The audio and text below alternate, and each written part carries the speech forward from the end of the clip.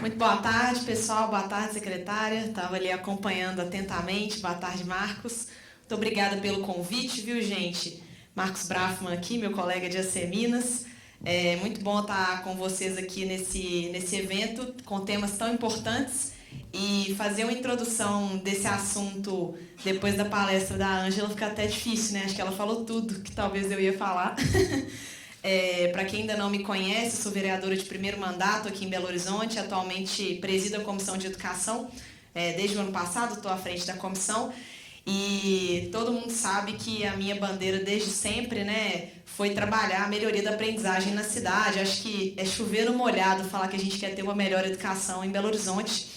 O desafio é como, né, Ângela? Com tantos desafios, é uma rede complicada, né? Tivemos uma votação de um parecer hoje lá na comissão, até antes daqui, com a turma dos aposentados, já colocaram meu nome lá no cartaz, fizeram polêmica, enfim.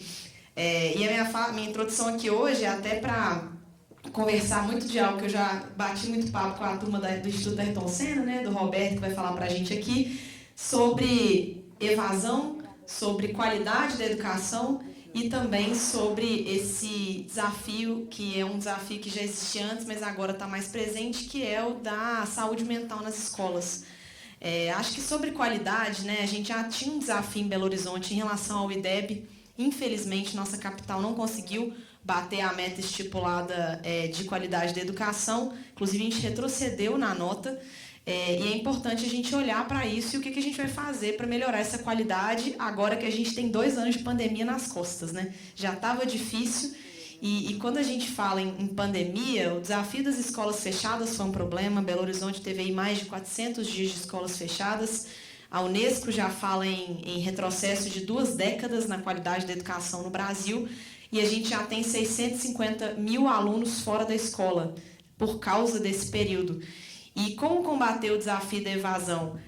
Ângela sabe, né, eu tenho um projeto de diretrizes para criar essa política pública de combate à evasão aqui em Belo Horizonte. Inclusive, foi quando conheci o Roberto, em uma audiência pública lá na Câmara Municipal, para a gente falar de formas mais criativas de como colocar e manter esse jovem dentro da sala de aula, porque não vai adiantar a gente repetir o que a gente fez até hoje, porque os desafios são outros, são mais complexos, né? Como a Ângela falou aqui, não é só esse aluno que antes se desinteressava pela escola. É um aluno que ganhou peso e não quer voltar, que não serve mais no uniforme que ele tinha. É um aluno que não sabe se o colega dele está na mesma escola, que o amigo dele ali no recreio e está tímido. É um aluno que não aprendeu nada no período da pandemia e está com vergonha de tirar dúvida dentro de sala. Então, é uma política que vai ter que ser muito personalizada. Essa é a conclusão que a gente tem e no projeto a gente discute muito isso, ideias até de nudge, né, para a gente usar da economia comportamental para trazer esses alunos para dentro das escolas de novo. E, por fim, acho que o desafio da saúde mental foi... A gente já sabia que a evasão ia ser um desafio, era totalmente previsível. Agora, a saúde mental foi algo que talvez surpreendeu muitos gestores, que esses alunos voltaram para a escola e não reconheceram o ambiente escolar. E aí a gente viu casos de crise de ansiedade coletiva, de ameaças dentro de sala de aula. Minha mãe é professora, né, tem mais de 45 anos de sala de aula, e outro dia no colégio que ela dá aula, um aluno jogou uma lixeira na cabeça da professora, virou a lixeira. E escola particular, né, enfim, uma das melhores escolas de Belo Horizonte, e isso é muito difícil, a gente precisa tratar esses adolescentes. A adolescência já é um período confuso, do ponto de vista emocional para esses jovens. E a gente precisa de ter uma política pública em Belo Horizonte que também discuta a questão da saúde mental. A gente tem a Lei 13.000, se não me engano, 595 de 2019, uma lei federal que fala sobre a contratação de psicólogos, sobre a implantação de programas de saúde mental nas escolas. E essa lei ainda não está implementada aqui em Belo Horizonte, vai ter emenda na LDO, viu, secretária, para a gente debater esse tema depois na LOA também. E agora, felizmente, a gente tem uma proximidade maior com a secretaria para poder construir essas políticas de um jeito propositivo, né, para a gente conseguir avançar nesses vários desafios. O Instituto Ayrton Senna é referência para nós em pesquisa, né, em levantamento de dados. Fico muito feliz que estejam aqui conosco. Já era um desejo trazê-los a Belo Horizonte para que vocês até se aproximassem também da secretaria. Sei que com a Júlia lá no estado vocês já têm um contato até anterior. Mas assim como o Instituto Ayrton Senna, a gente tem o Vozes da Educação, a gente tem, né, o próprio Ricardo Paes de Barros, que produziu muito conteúdo sobre evasão escolar, a gente tem a professora Cláudia Costin, enfim, referência é o que não falta, dado é o que não falta, a gente precisa realmente, como a secretária falou, de gestão, né, de decisões de gestão, para realmente superar esses desafios e a gente poder falar de outras coisas na educação. Eu fiquei 1 ano, secretária, falando de escola fechada, eu não estava aguentando mais, doida para falar de outras coisas. Infelizmente, a pandemia capturou, né, a pauta de muita coisa, negócios fechados, escolas fechadas, pessoas em casa, a gente não conseguiu falar de outra coisa. E acho que agora é o momento da gente pensar e repensar essa educação em Belo Horizonte. Tenho certeza que o Roberto vai abrir muitos nossos horizontes aqui. Então, posso chamá-lo já ao palco, né? O cerimonial delegou aqui para mim o convite. Fique à vontade, só que eu tenho um currículo para ler. Isso. Esquece o currículo? Então vai falar sobre os desafios da educação no Brasil, no cenário pós-pandemia. Aí está, Roberto Campos de Lima. Obrigado. Daqui a pouco a vereadora Marcela volta. Não se preocupe com isso não, secretária. Que prazer te ouvir. Marco também, em nome da secretária e do adjunto, eu gostaria de cumprimentar todo o público. E que desafio enorme eu falar depois de uma gestora pública tão qualificada e com tantos anos de experiência na universidade. O que eu quero é mais, talvez, aqui ser um provocador deste grupo, viu, secretária? Eu quero muito mais ser um provocador e quero começar tomando emprestado o seu último slide, que dizia que é preciso uma aldeia para educar uma criança. É exatamente a partir dessa perspectiva que a gente tem que olhar uma iniciativa como essa da CODESE, mas sem perder de vista quem faz política pública. Quem faz política pública não é o terceiro setor, não é a iniciativa privada, é o setor público. É este o locus do desenvolvimento da política pública educacional. E, portanto, qualquer coisa que nós juntos aqui queiramos fazer, nós não podemos fazer sem o setor público na mesa, sem o sindicato dos professores na mesa, sem os atores que fazem com que a educação aconteça. E eu concordo muito com aquilo que a secretária estava dizendo aqui, né? Esse olhar de que educação é uma coisa da pasta da educação. Educação, na verdade, é uma ação absolutamente coletiva.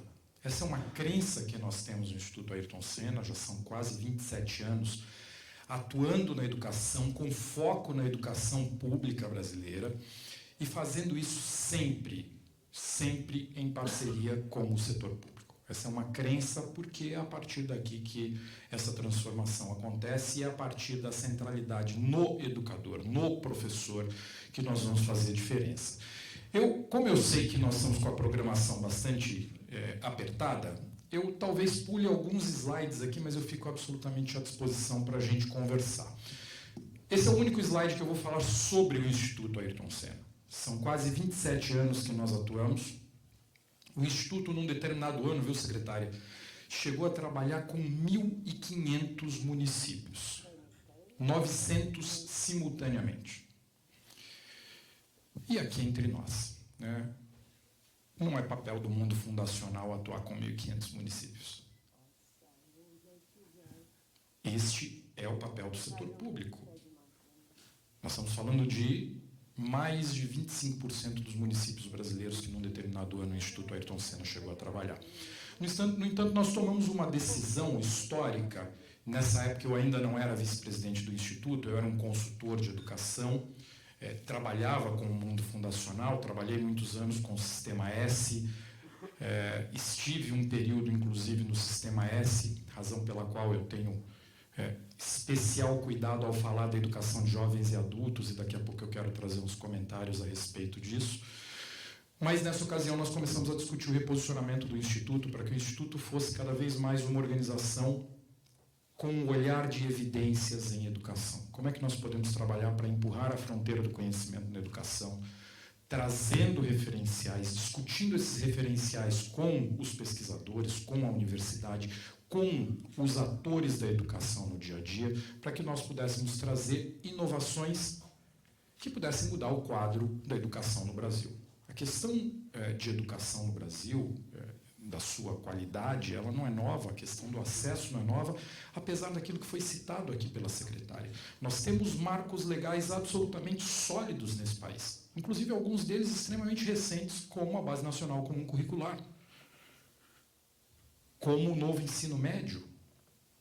Nós estamos falando de um país que tem marcos legais importantes, mas que, na minha visão, não tem uma mobilização social legítima, densa, em prol da educação. Então, o Instituto resolveu trabalhar dessa forma, de trazer ciência para o processo educacional, obviamente junto com os diversos atores com os quais nós trabalhamos, com universidades do Brasil e de fora do Brasil. Alguns dos nomes citados aqui, inclusive o Chico, é um dos membros do nosso conselho, a Cláudia, o Ricardo Paes de Barros, e essa turma nos cutuca o tempo inteiro, né? Assim, o bom de trabalhar com pesquisador é isso, que ele vai lá e fica nos incomodando, fala, vocês estão indo para o lugar errado, vocês não estão pesquisando a coisa certa, vocês não estão lidando com o problema certo. E nós decidimos trabalhar com uma lógica de que aquilo que nós fazemos, nós levamos para algumas redes públicas para validar em escala, mostrar que essa tese para de pé na educação pública brasileira, para que depois a gente possa fazer advocacy, fazer defesa daquela tese junto aos atores de educação para que eles implementem. Não vai ser somente o Instituto. Quando o Instituto nasceu há 27 anos atrás, eram poucas as organizações do mundo fundacional com foco em educação, especialmente com foco em educação com a problemática que o Brasil tem. Porque falar de Finlândia, e eu já fiz missão de educação para a Finlândia, já fiz missão de educação para a Holanda, para a Califórnia, para o Canadá, é outro contexto. Absolutamente outro contexto. Então, qualquer coisa que a gente discuta aqui precisa ser discussão de ciência em educação aplicada ao Brasil. Neste lugar que nós vivemos. Por uma razão, gente. Nós estamos falando de uma nação absolutamente desigual. Nós estamos falando de uma nação que reúne Argélias e Canadás. Nós estamos falando de uma nação que reúne Morumbis e Paraisópolis, Gávias e Rocinhas, Jatobás e Belvederes. Nós estamos falando de uma nação com muita diferença social, e aqui entra uma palavra que é absolutamente chave naquilo que a secretária trouxe, que é equidade. Eu preciso trabalhar um olhar de educação que traga oportunidades mais potentes para aqueles que tiveram menos oportunidade, menos acesso. Nós temos que falar aqui o seguinte: qual é o nosso papel como sociedade civil organizada? Ajudar a secretária de Educação a encontrar formas de fazer o banquinho do menino que é mais baixinho ser mais alto do que aquele outro que é mais alto. Nós temos que ser capazes de prover isso. Porque senão nós não vamos mudar a realidade do país. Porque o nosso problema é de fundo. O nosso problema não é de fundos para a educação. A nossa educação é aproximadamente 6% do PIB no Brasil. É uma questão de gestão, é uma questão de foco e de olhar, de fato, para uma população gigantesca nesse país que vive uma realidade de desigualdade. Francamente, nós estamos aqui numa bolha da classe média bem educada desse país e que tem acesso. Nós somos os excluídos. Nós somos os diferentes do restante da nação. Então nós precisamos ter um olhar aqui muito, muito crítico para de que forma nós alteramos essa realidade desde a sua base. Pois bem, está meio lentinho aqui. O problema que a gente está lidando no Brasil, gente, ele é um problema de escala. Falar da Finlândia é moleza. No Brasil nós temos 48 milhões de estudantes. É uma Espanha inteira que nós temos que educar. Eu conversava hoje, pela manhã, numa reunião com uma educadora venezuelana. Eu estava falando para ela sobre o mercado privado de educação no Brasil. Só o mercado privado de educação no Brasil tem 5 milhões de estudantes. Mais do que a Venezuela inteira. Então nós estamos falando de uma realidade que, se nós quisermos transformar, não dá para fazer com artesanato. Não dá. As ações de pequena monta, infelizmente não vão mudar o ponteiro da educação no Brasil. Então é importante olhar para essa sala e ver um grupo de trabalho tão potente, com uma sociedade civil organizada, olhando para o problema e de como nós ajudamos o poder público a impulsionar essa transformação no município de Belo Horizonte, mas precisa ser com um olhar de escala. Precisa ser entendendo que essa secretária de Educação tem 100 mil alunos na sua educação básica regular. Estou deixando de lado o infantil, educação infantil, estou deixando de lado a EJA, por enquanto. Então, qualquer coisa que a gente vá fazer, se nós quisermos mudar a realidade do município de Belo Horizonte, e olha, eu estou falando aqui ainda, não estou falando da rede estadual, porque o fundamental, até onde eu entendo, não é todo municipalizado aqui em Belo Horizonte. Então, nós ainda temos toda uma massa de estudantes que estão lá na escola pública estadual. E, obviamente, a escola privada. Portanto, a questão de educação no Brasil, ela precisa ser tratada como uma questão que olha para a escala e olha para a questão de desigualdade no país. Sabe por quê? Quando eu olho para a realidade dos 20% mais pobres do país, de 10, 4, dados de antes da pandemia, eles vão concluir o ensino médio. Fala-se, existem algumas estatísticas nessa direção, 3 aproximadamente dominando língua portuguesa e 1 em 20 dominando matemática, ao final da 3ª série no ensino médio. Quando nós olhamos para o outro lado da história, e quando eu estou falando 20% mais ricos, de novo, sejamos francos, é uma visão esticada do que é ser rico aqui. Porque nós estamos falando de uma renda per capita abaixo de R$2.000. Todos nós sabemos que com a perda do poder de compra do dinheiro nesse país, obviamente isso não significa ser rico. No entanto, neste recorte, nós estamos falando de quase 90% da população concluindo o ensino médio. Portanto, tem sim uma questão de desigualdade a ser tratada lá na origem, quando a gente olha para a questão de educação desse país, para que a gente consiga dar acesso às pessoas da maneira adequada. Pois bem, só que esse problema, infelizmente, ele se agrava um pouco com a pandemia, senhores e senhoras. Ele se agrava porque, dado esse conjunto de condições sociais desiguais que nós temos, obviamente, nós temos pessoas que não tiveram acesso de forma nenhuma à educação. Eu recebi um secretário de Educação no Instituto, tem umas 3 ou 4 semanas, e ele me falou o seguinte: Roberto, eu fui para a ponta e fui ouvir pais e estudantes.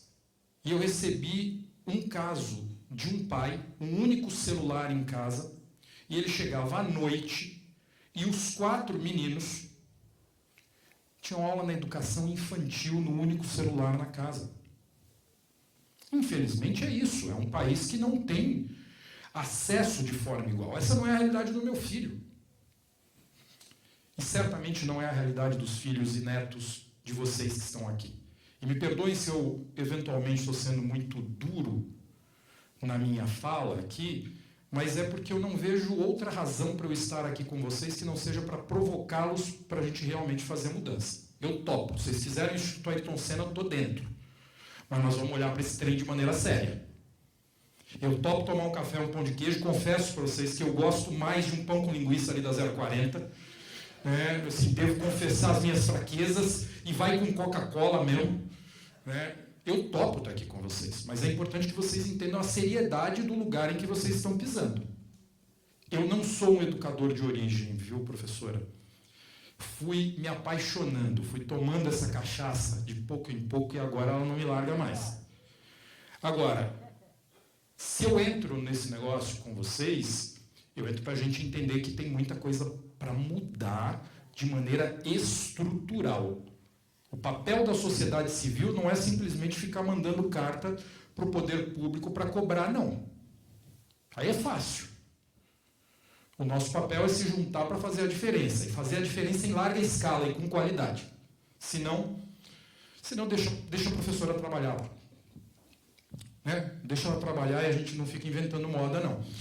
Bom, gente, Eu tenho um problema, sim, escolas fechadas por muito tempo, infelizmente, vereador, essa é uma realidade desse país. Nós tivemos as nossas escolas fechadas por muito tempo e um acesso desigual. Nós tivemos sobrecarga nas famílias do ponto de vista de renda, do ponto de vista socioemocional também, e eu quero trazer essa conversa para a nossa mesa aqui, porque nós tivemos diversas famílias absolutamente destroçadas durante esse período. E, obviamente, se os adultos sofreram com isso, imaginem como isso chegou nos nossos meninos e meninas. Pois bem, e, naturalmente, essa desigualdade também rebatendo na internet. Dizer que nós tivemos EAD neste país na educação básica, reitor, por favor, não tivemos. Nós tivemos uma boa tentativa, nós colocamos todos os recursos que nós tínhamos disponíveis, mas nós amplificamos as desigualdades. Porque o menino que mora na vizinhança, que tem um bom acesso à internet, ele conseguiu ter uma mais ou menos aula. O menino que mora lá na periferia, onde a internet era caótica e o pai só tinha um celular, 4G, que na verdade só pegava 3G, não foi. Não pegava, né? É isso. Pois bem, esse período foi um importante vetor do ponto de vista de desistência. Basta olharmos, por exemplo, para os números do último Enem.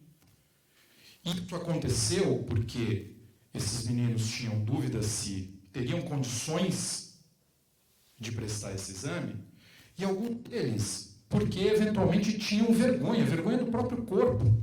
Eu ouvi, nós fizemos rodas, eu vou ficar aqui porque eu acho que, liga esse trem aqui, que eu acho que esse outro aqui está falhando um pouquinho, né? Qualquer coisa eu vou nesse outro aqui. Nós fizemos rodas de conversa, viu, Marco, com estudantes. E aí eu recebi vários relatos nessas rodas de conversa de meninos, meninas que engordaram durante a pandemia e não queriam voltar para a escola, com vergonha de sofrer bullying. Eles já sofriam cyberbullying, porque foi o que também aconteceu durante esse período, e eles tinham vergonha de voltar para a escola. Então, de fato, esse momento ele virou mais um vetor de desistência. Eu conversava com o Mauro, secretário de Educação Básica do Ministério da Educação, alguns meses atrás, e eu dizia para ele o seguinte: olha, Mauro, os otimistas estão falando em 10 anos de retrocesso do ponto de vista do desempenho acadêmico dos estudantes. Eu falei, não é assim, né? É lógico que a gente sabe que toda avaliação dessa natureza, ela tem falhas, né? Qualquer modelo, o modelo simplifica a realidade. Ao simplificar a realidade, ele deixa de observar determinadas coisas. Mas o fato, gente, é que esse Brasil tão desigual, de Amapás e Vilas Novas Conceição e Belvederes da vida, né, este país, ele tem uma realidade em que, infelizmente, esta média que eu estou mostrando para você é o clássico olhar estatístico de cabeça no forno, pé no congelador. O ponto médio do Brasil deve ter, sim, um retrocesso da ordem de 10 anos do ponto de vista de desempenho acadêmico, significa retornar a um IDEB de 2011, significa que isso tem um impacto transversal, como dizia a secretária há pouco, que a indústria de tecnologia não terá os seus engenheiros com as competências que ele precisa ter se a gente não fizer uma ação de recuperação disso. Se eu não fizer uma ação muito séria de recomposição dessas aprendizagens em menos do que os 10 anos, nós estamos colocando em risco os desfechos de vida destes jovens, dessas crianças, não só do ponto de vista profissional, mas como cidadãos.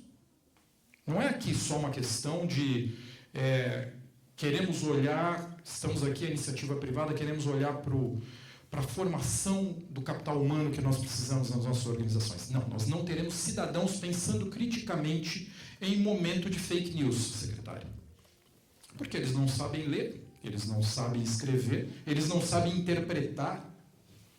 Então eles vão receber qualquer informação e sem filtro. Eles vão reagir a ela, infelizmente. Eu não vou dizer aqui o Estado, porque não tem autorização, porque esse Estado não divulgou ainda esses dados, mas são dados de um diagnóstico do CAED concluídos há só 10 dias. É um estado inteiro e eu queria que vocês prestassem atenção numa realidade dessa avaliação diagnóstica aqui. Ao final do 5º ano, em língua portuguesa, nós temos aqui aproximadamente 45% dos estudantes entre o básico e o abaixo do básico, considerando aquilo que ele deveria ter aprendido. Quando eu olho para esse mesmo estado, ao final do 9º ano, olha o que está acontecendo em língua portuguesa também. 65% entre o básico e o abaixo do básico. Ou seja, estão abaixo da mediana do que deveriam aprender. Vocês acham isso ruim? Olha a matemática no 9º ano. Eu tenho 90% dos estudantes, no 9º ano, nessa avaliação diagnóstica, feita por um grupo absolutamente robusto, que é esse grupo do CAED, num estado inteiro, com um N muito bom, mostrando que 90% dos estudantes do 9º ano não têm os domínios que precisavam ter do ponto de vista de matemática. Eles vão ser os nossos engenheiros daqui a pouco? Não vão. O detalhe, de slides atrás, se vocês prestaram atenção, este fenômeno estava acontecendo ao final da 3ª série do ensino médio, né, professor? Era lá que nós encontrávamos este 1 em 10 com os conhecimentos necessários em matemática. Antecipou, está acontecendo no 9º. 3 anos antes, portanto. Esse é um quadro muito, muito sério que nós precisamos nos debruçar sobre ele. Eu não vou aqui ficar discutindo os números de Belo Horizonte, porque eu não acho que Belo Horizonte seja diferente do restante do país. Peguei os números aqui pura e simplesmente para ilustrar que sim, nós temos desafios. A própria vereadora Marcela trouxe há pouco essa questão. Agora, eu acho absolutamente louvável que nós tenhamos aqui uma secretária de Educação que traz para a pauta a educação em tempo integral. Nós precisamos, sim, porque as evidências mostram que nós temos resultados muito relevantes quando nós deixamos esses meninos e meninas mais tempo dentro da escola, com atividades estruturadas, com intencionalidade, não para ele passar mais tempo dentro da escola. Porque a gente já viu muito programa nesse país que era o seguinte, você tinha uma escola em tempo integral, mas o menino ficava lá, largado dentro da escola, porque não tinha intencionalidade. E aí, neste campo da intencionalidade, eu gostaria de trazer para a reflexão de vocês uma coisa que algum colega trouxe aqui em algum momento, que é este olhar também para o socioemocional. É importante que nós tenhamos uma educação em tempo integral, mas também uma educação integral. Uma educação plena, que considere todas as dimensões do ser humano, porque eu sou indivisível. Eu não sou foco agora e amanhã eu sou matemática. Eu sou foco e matemática. Porque é isso que eu sou como ser humano. O detalhe é que isso está previsto nos nossos marcos legais educacionais. A BNCC fala disso. Então, o ponto é como é que nós conseguimos trabalhar junto com o setor público para que isso seja política pública educacional. De novo, assumindo que quem faz política pública é o setor público, por maior que seja o nosso esforço aqui. Vamos reunir todas as nossas organizações e nós vamos fazer o quê? Uma pequena fração do desafio que o município de Belo Horizonte tem. Agora, eu preciso olhar para esse indivíduo como um todo, porque eu preciso olhar um conceito que no Instituto nós tratamos como multiletramentos. Esse indivíduo ele é letrado em matemática, em língua portuguesa, mas ele também pode ser letrado do ponto de vista socioemocional. Ele também pode ser letrado em programação. Nós vivemos uma sociedade que nós temos que ajudar esses meninos e meninas a terem estes multiletramentos para que eles aprendam a aprender. Porque em 10 anos, 65% das profissões serão diferentes do que nós temos hoje. Portanto, não adianta só eu ir com uma educação que é instrumental. E olha, quem está falando para vocês é quem até o ano passado era dirigente do Sistema S. Tenho o maior orgulho, acho que é um dos maiores programas sociais que esse país já teve, com um impacto tremendo na vida de milhões de jovens nesse país, tirando situação de vulnerabilidade e dando uma profissão. Mas não adianta só eu ir para o instrumental. Eu tenho que ir para o algo além, para ajudar esse menino, essa menina a aprender. E, portanto, a partir disso, o olhar do Instituto é um olhar que nós temos que trabalhar naquilo que envolve as aprendizagens cognitivas desse menino, mas também envolve a sua motivação para aprender, também envolve a sua motivação para permanecer na escola. E aqui tem um educador certamente muito mais inteligente que eu, que disse que um dia ele disse que a escola abandona o menino antes do menino abandonar a escola. Nós temos que fazer essa escola uma escola interessante para esse menino. Nós temos que fazer dessa escola uma escola que ele queira ficar, que ele entenda qual é o papel dessa escola no seu projeto de vida, desde um tempo muito temprano na sua vida dentro da escola. A professora Ângela trazia aqui um desafio que nós temos do ponto de vista do projeto de vida dos nossos adultos, lá quando a gente fala da educação de jovens e adultos. Esse é um desafio gigantesco que nós precisamos endereçar. Agora, nós precisamos antecipar esse desafio. Por quê? Com o advento do novo ensino médio, nós trazemos para a mesa uma necessidade de escolha desse menino em relação a itinerários formativos que ele vai ter no novo ensino médio. Então, parte relevante das horas que ele vai passar na escola foram adicionadas 600 horas em função exatamente disso. Desafio tremendo de implementação. Um dia a gente conversa sobre isso longamente, né, professora? Porque aqui a gente já está dando conta de fazer tudo que a gente tem que fazer com a estrutura que tem, agora a gente precisa de mais horas, mais professores, mais laboratórios. Então tem um desafio enorme. Mas a notícia boa é que isso volta a dar protagonismo para esse menino, para essa menina. E a gente tem que começar a fazer isso no 9º ano.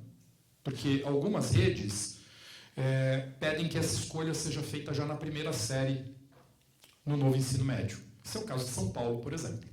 Em São Paulo, no 9º ano, ele tem que ter uma reflexão muito importante a respeito dos seus campos de interesse, para que quando ele entra na primeira série, ele já faz a sua escolha do itinerário formativo. E o itinerário formativo, ele afeta profissão, mas ele afeta todos os desfechos de vida desse jovem. Por exemplo, se ele escolhe o itinerário 5, que é o itinerário profissionalizante, tem uma gama gigantesca de profissões que potencialmente ele pode buscar ali. Se ele escolhe mais ligado à matemática, também tem uma série de profissões, mas isso afeta também o conjunto de escolhas que ele vai fazer em todos os outros campos da sua vida. E eu preciso ajudar esse menino a lidar. Eu estou atrasado, né, gente? É isso? Eu vi um olhar no relógio ali, eu devo estar bem atrasado.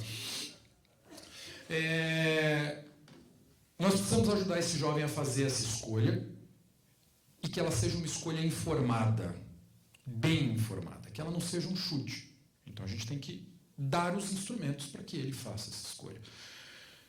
Infelizmente, desde mais cedo. Eu venho de uma geração, fui educado em escola pública, meu ensino médio foi técnico no Centro Paula Souza, em São Paulo. Tenho orgulho toda vez que eu falo do Centro Paula Souza, porque é um centro de excelência em educação técnica profissionalizante na rede estadual de São Paulo. Mas na minha geração, eu tenho 51, não tinha muito problema de fazer essa escolha. Essa geração já vinha com alguma dificuldade de escolhas, e o tempo de escolas fechadas agora por conta da pandemia tende a complicar isso. Então nós temos que ajudar esses jovens a fazer essas escolhas. Bom, alguém fez uma pergunta aqui a respeito deste desenvolvimento socioemocional. Eu vou trazer alguns dados aqui muito rápido e eu prometo a vocês que quem quiser eu passo a pesquisa inteira que eu vou mostrar para vocês. Bom, o Instituto já trabalha há muitos anos com o desenvolvimento socioemocional integrado ao processo educacional, de forma intencional. Trabalhamos isso com a rede do Ceará, de São Paulo, do Mato Grosso do Sul, de Sobral, Teresina, Rio Grande do Sul.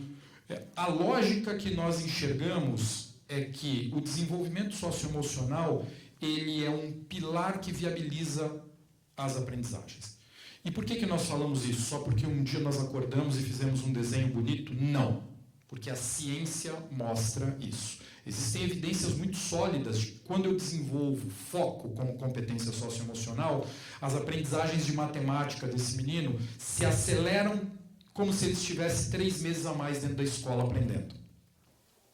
Então, desenvolver o socioemocional não é só... Aí eu vou falar a linguagem de empresário aqui, tá, gente? Não é só uma questão de tese, é uma questão de payback. Tem retorno em fazer esse negócio. Deixa eu mostrar um pouquinho para vocês o que é essa lógica. Essa matriz é a matriz que o Instituto organizou a partir de uma série de estudos. Alguns dos pesquisadores citados aqui foram pesquisadores que nos apoiaram nesse processo.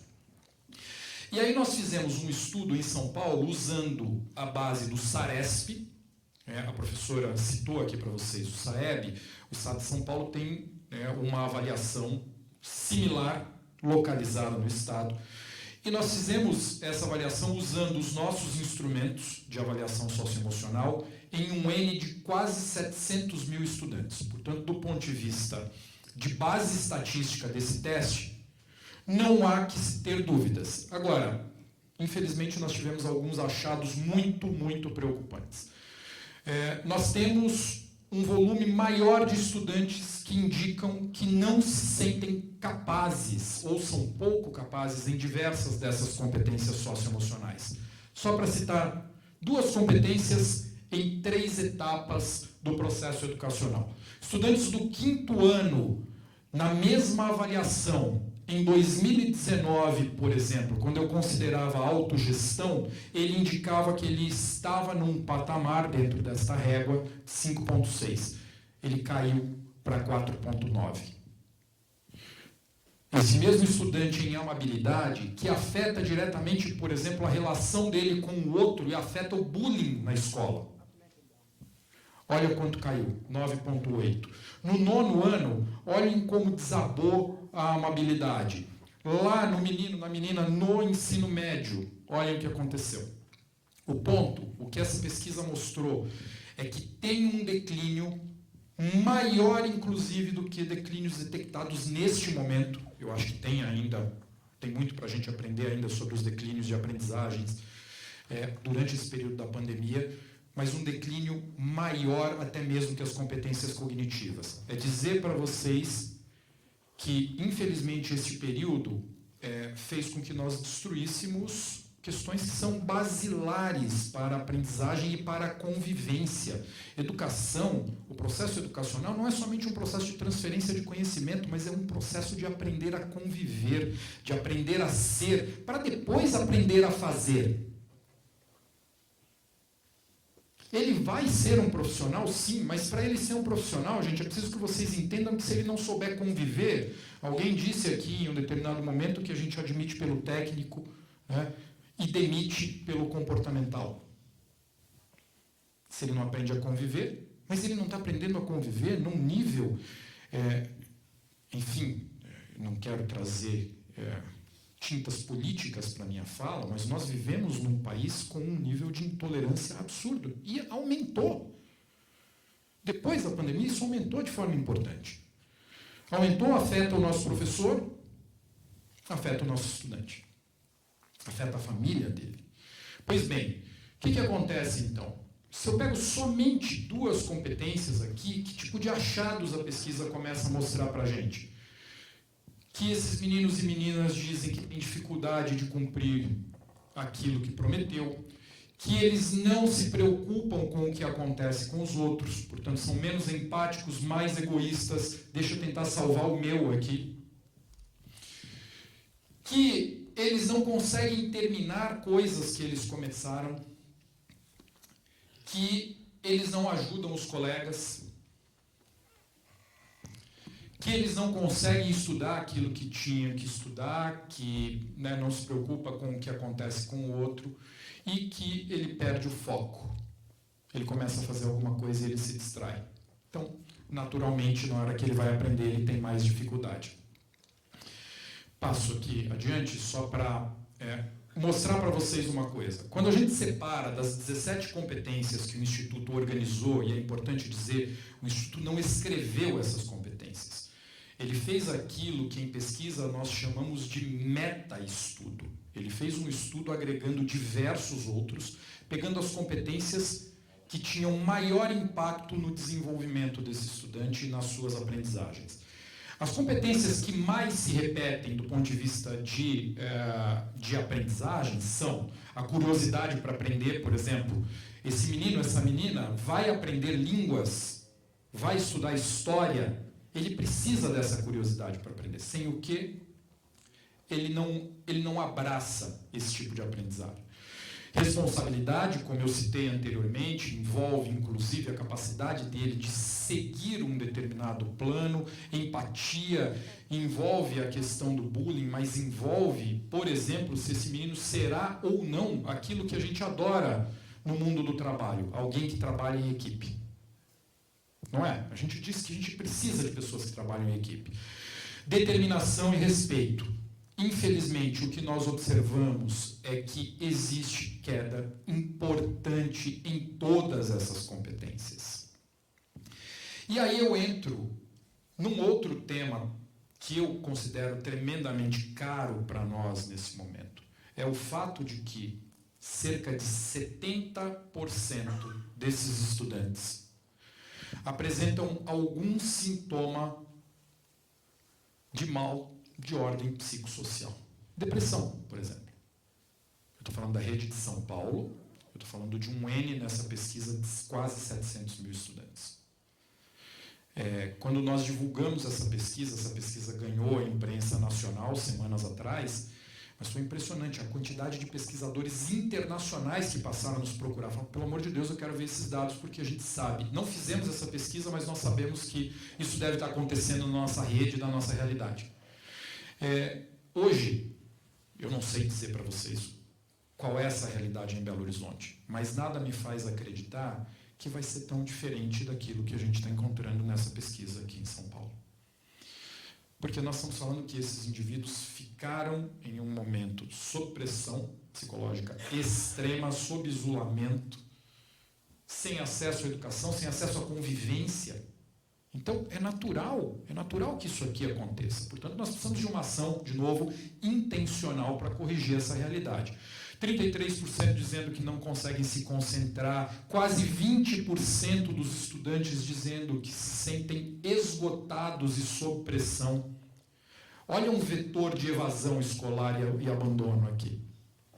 Porque ele está se sentindo pressionado, ele está esgotado, ele vai voltar para a escola, ele quer voltar para a escola. Então, para mim é fantástico ouvir que a secretária tem aqui no município de Belo Horizonte uma ação do que a gente chama em educação de busca ativa. Vai lá, vai na porta. É alguém que conhece esse menino, essa menina. Entende o problema que ele tem, traz de volta para a escola. Pois bem, perda de sono, quase 20%. Jovens, gente. Não estou falando de marmanjo que nem eu, não. Estou falando de gurizada. 20% perdendo sono. Alguém aqui tem filho adolescente, sabe como é